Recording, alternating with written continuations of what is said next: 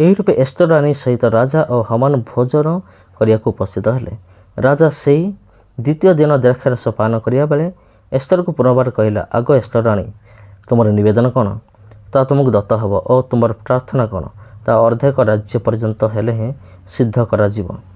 ତେଣୁ ଏଷ୍ଟର ରାଣୀ ଉତ୍ତର ଦେଇ କହିଲା, ହେ ମହାରାଜ, ମୁଁ ଯେବେ ଆପଣଙ୍କ ଦୃଷ୍ଟିରେ ଅନୁଗ୍ରହ ପାଇଅଛି ଆଉ ଯେବେ ମହାରାଜ ସନ୍ତୁଷ୍ଟ ହୁଅନ୍ତି, ତେବେ ମୋର ନିବେଦନ ଅନୁସାରେ ମୋ ପ୍ରାଣ ଓ ମୋ ପ୍ରାର୍ଥନା ଅନୁସାରେ ମୋ ଲୋକମାନେ ମୋତେ ଦିଆଯାଆନ୍ତୁ।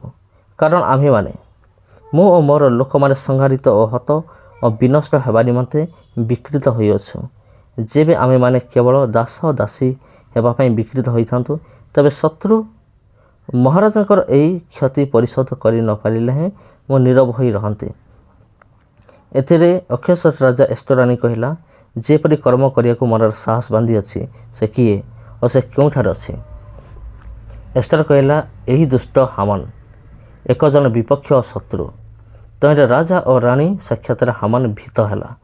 ଆଉ ରାଜା କ୍ରୋଧରେ ଦ୍ରାକ୍ଷାରସ ପାନଶାଳାରୁ ଉଠି ରାଜଗୃହର ଉଦ୍ୟାନକୁ ଗଲା। ତହିଁରେ ରାଜା ଦ୍ୱାରା ଆପଣାର ଅମଙ୍ଗଳ ନିଶ୍ଚିତ ହୋଇଅଛି, ଏହା ଜାଣି ହାମାନ ଏଷ୍ଟର ରାଣୀ ନିକଟରେ ଆପଣା ପ୍ରାଣ ମାଗିବାକୁ ଠିଆ ହେଲା। ତେବେ ରାଜା ରାଜଗୃହର ଉଦ୍ୟାନରୁ ଦ୍ରାକ୍ଷାରସ ପାନଶାଳାକୁ ଲେଉଟି ଆସିଲା।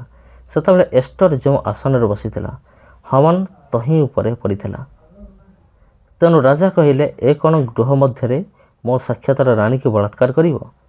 ଏହି କଥା ରାଜା ମୁହଁରୁ ବାହାରିବା ମାତ୍ର ଲୋକମାନେ ହାମାନର ମୁହଁ ଢାଙ୍କି ପକାଇଲେ। ଅନନ୍ତର ରାଜାର ସାକ୍ଷାତରେ ଉପସ୍ଥିତ ହରବଣ ନାମକ ଏକ ନପୁଂସକ ରାଜାଙ୍କୁ କହିଲା, ଦେଖନ୍ତୁ, ମହାରାଜାଙ୍କ ପକ୍ଷରେ ହିତଜନକ ସମ୍ବାଦଦାୟୀ ମର୍ଦ୍ଦକ୍ଷ ନିମନ୍ତେ ହାମାନ 50 ହାତ ଉଚ୍ଚ ଫାଶୀ ଖଟ ପ୍ରସ୍ତୁତ କରିଅଛି।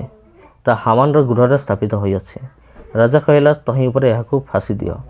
ଏଥିରେ ହାମାନ ମର୍ଦ୍ଦକ୍ଷ ନିମନ୍ତେ ଯେଉଁ ଫାଶୀ କାଠ ପ୍ରସ୍ତୁତ କରିଥିଲା, ତହିଁ ଉପରେ ସେମାନେ ହାମାନକୁ ଫାଶୀ ଦେଲେ। ତହିଁରେ ରାଜାର କ୍ରୋଧ ଶାନ୍ତ ହେଲା।